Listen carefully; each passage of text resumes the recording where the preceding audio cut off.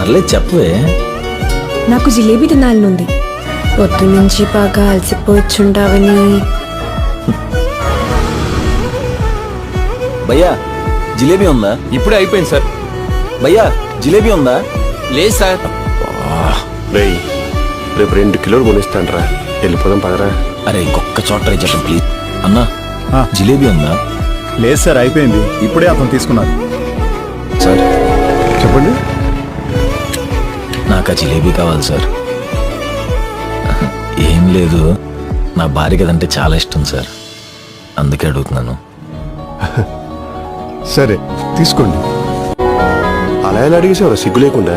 నా పిల్లం కోసం అడగడానికి నాకెందుకురా సిగ్గు? ఎక్కువ నేనెంత కోపంలో ఉన్నా, ఎంత చిరాకులో ఉన్నా, నిర్మోహమాటంగా నీకేం కావాలన్నా నన్ను అడుగు, సరేనా? అయినా నా దగ్గర మొహమాటం ఏంటి నీకు?